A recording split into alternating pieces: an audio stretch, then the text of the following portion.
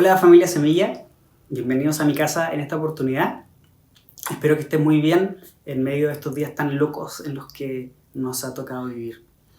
El día de hoy quiero platicarte algo que siempre que lo pienso nuevamente me hace sorprender una y otra vez. Y quiero hacerlo para invitarte a reflexionar y a extraer algunas aplicaciones para nuestras vidas. Estoy totalmente seguro que en más de alguna ocasión te has quedado sin palabras, incluso boquiabierto al observar la naturaleza. No sé, piensa en los primeros rayos de luz en la mañana que delinean las montañas o el mismo sol perdiéndose al fondo en el horizonte en un atardecer. Los atardeceres aquí en Ensenada son de mis favoritos, increíbles. Tal vez cuando piensas, no lo sé, en la complejidad del cuerpo humano o de todos los seres vivos, o en el universo, en la noche, cuando miras las estrellas y piensas qué tan profundo será el universo, cosas que ni siquiera, por más que intentáramos esforzarnos en imaginarlo, sería muy difícil alcanzarlo. Todas las cosas creadas, permíteme tomar unos minutos muy breves para hacer mención de esto. Todas las cosas creadas siguen ciertos patrones que están modelados por las leyes de la química y de la física. Por ejemplo, el agua sigue un ciclo que, explicándolo de manera muy sencilla, sufre transformaciones entre las nubes, la tierra y el mar. Este es un patrón que se va repitiendo en el tiempo. Piensa en la Tierra girando alrededor de su eje produciendo el día y la noche, o la Tierra girando alrededor del Sol produciendo las estaciones del año. Fuera de las ciencias naturales, si lees la historia de la humanidad, la historia del hombre, te podrás dar cuenta que las decisiones que va tomando el hombre cada cierto tiempo son muy similares a las que ya tomó con anterioridad. Son muchos los historiadores que concuerdan en que la historia es cíclica y de esta forma es posible predecir comportamientos que pudieran darse en el futuro a partir de situaciones actuales. ¿A dónde quiero llegar con todo esto?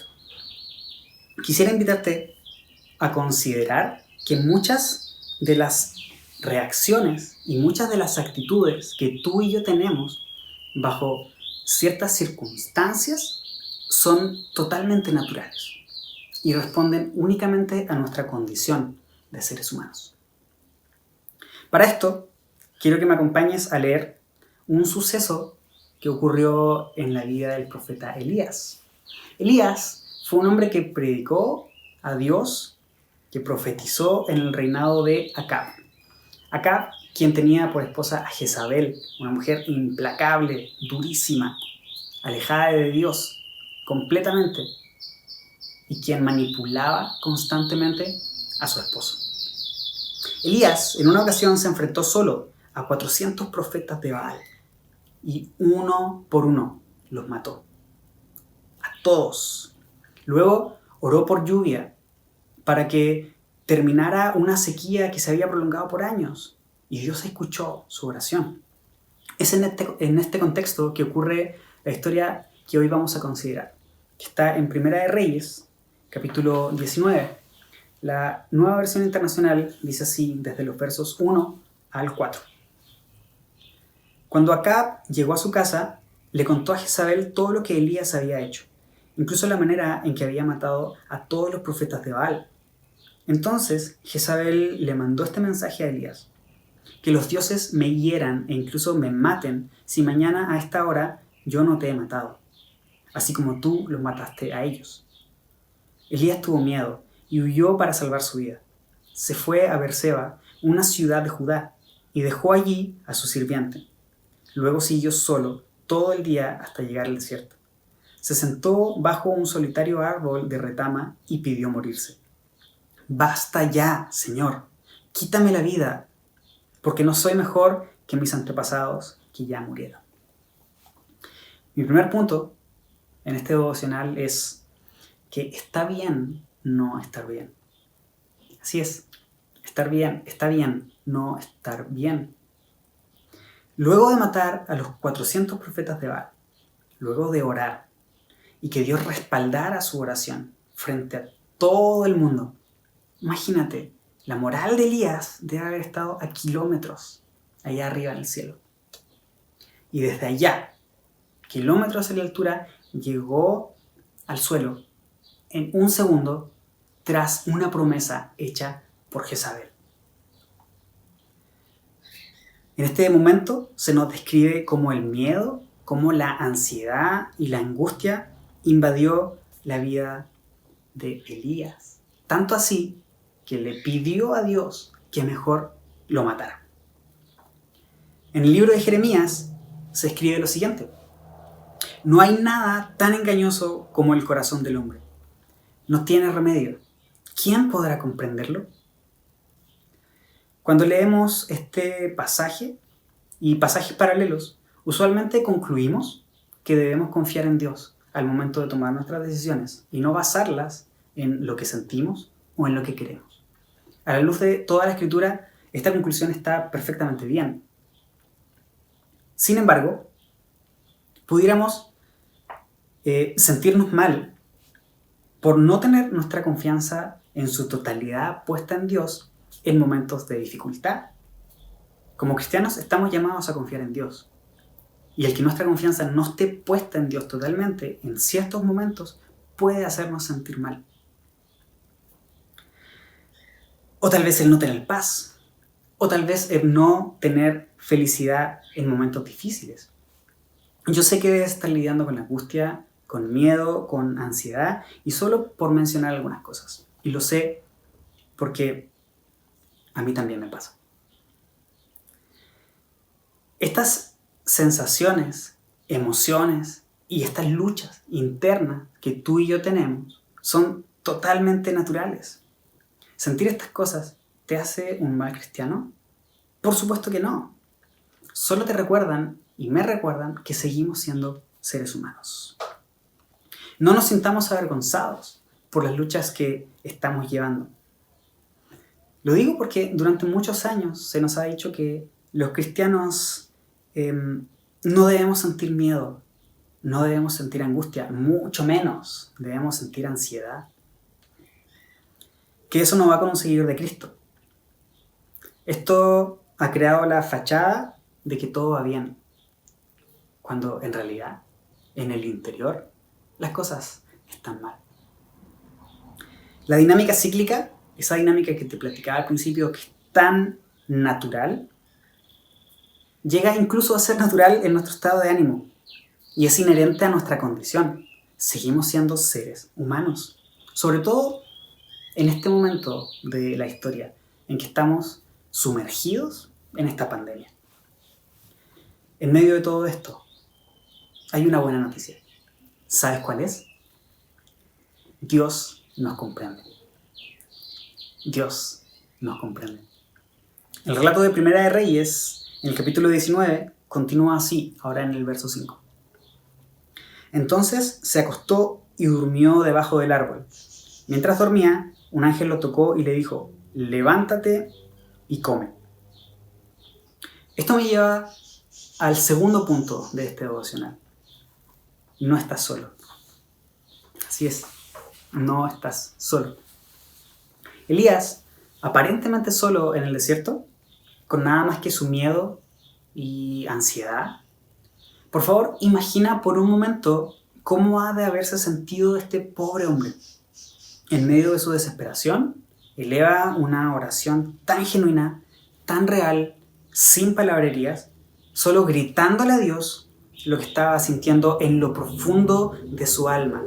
Y mientras dormía, un ángel lo tocó y solo le dijo: levántate y come. El escritor de Hebreos, en el capítulo 4, verso 15, dice lo siguiente: nuestro sumo sacerdote, refiriéndose a Jesús, comprende nuestras debilidades porque enfrentó todas y cada una de las pruebas que enfrentamos nosotros. Sin embargo, Él nunca pecó. No estás solo. ¡Qué increíble noticia! Dios te comprende. Seguramente estás pensando que es algo que sabes, pero que no siempre sientes. Imagino que para Elías debe haber sido muy difícil sentir que Dios estaba con él. Recuerda su oración. Recuerda por qué huyó al desierto. Debe haber sido extremadamente difícil para él sentir que Dios estaba con él. Pero también recuerda, engañoso es el corazón del hombre. Que no lo sintamos no significa que no está con nosotros. Jesús pasó por algo infinitamente peor que una pandemia.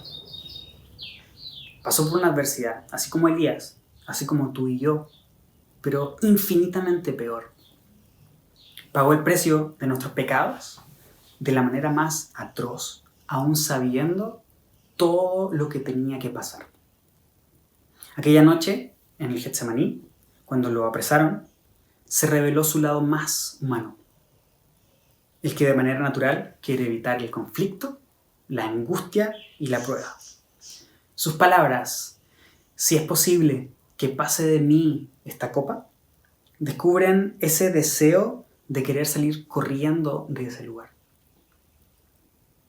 La humanidad de Jesús en su máxima esplendor. Continúa diciendo, pero no se haga mi voluntad, sino la tuya. La historia de Elías continúa así, ahora en el verso 6. Elías miró a su alrededor, y cerca de su cabeza había un poco de pan horneado sobre piedras calientes y un jarro de agua. Así que comió y bebió, y volvió a acostarse. Entonces el ángel del Señor regresó, lo tocó y le dijo, levántate y come un poco más. De lo contrario, el viaje que tienes por delante será demasiado duro para ti. Entonces se levantó, comió y bebió, y la comida le dio fuerza suficiente para viajar durante 40 días y 40 noches hasta llegar al monte Sinaí, la montaña de Dios. Allí llegó a una cueva, donde pasó la noche. Esto me lleva a mi tercer punto. Dios nos da la fuerza para cumplir su propósito. Dios nos da la fuerza para cumplir su propósito. Dios proveyó para las necesidades de Elías. Ante el clamor desgarrador del profeta, quien temía por su vida, fíjate, Dios no lo juzga, sino que provee. ¿Qué es lo que provee? Provee lo que Elías no puede conseguir por sí mismo, para que Dios pueda cumplir su propósito en él. Al leer la Biblia, encontramos que las ordenanzas de Dios no se dirigen a nuestros deseos o sentimientos. Considera lo siguiente, vayan y hagan discípulos. Es una orden independiente de si nosotros queremos o no, simplemente tenemos que hacerlo. Creo que si Dios lo hace de esta manera es porque nos conoce, porque sabe nuestra naturaleza y porque nos comprende. Y es porque nos comprende que también nos equipa para alcanzar el propósito que Él tiene para nosotros. Si las palabras de Jesús, que pase de mí esta copa, revelan su lado más humano, las palabras no se haga mi voluntad, sino la tuya, representan la mayor de las determinaciones. ¿Crees que tú y yo pudiéramos llegar a tener un valor, una osadía, una voluntad como la mostrada por Jesús?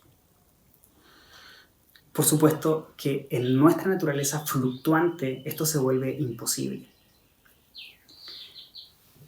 Jesús dijo en el libro de Juan, capítulo 14, versos 16 al 18, y yo le pediré al Padre, y Él les dará otro consolador, para que los acompañe siempre.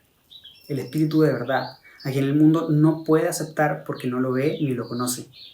Pero ustedes sí lo conocen, porque vive con ustedes y estará en ustedes. No los voy a dejar huérfanos, volveré a ustedes.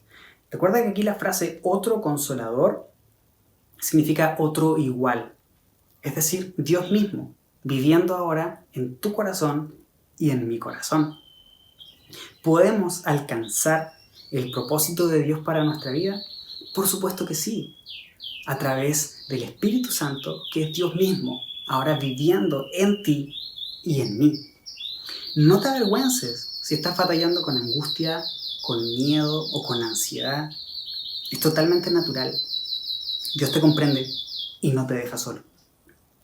Sé que es difícil, pero no te sientas un mal hijo por esto. Recuerda que el seguir a Jesús obedece a una decisión y no a un sentimiento.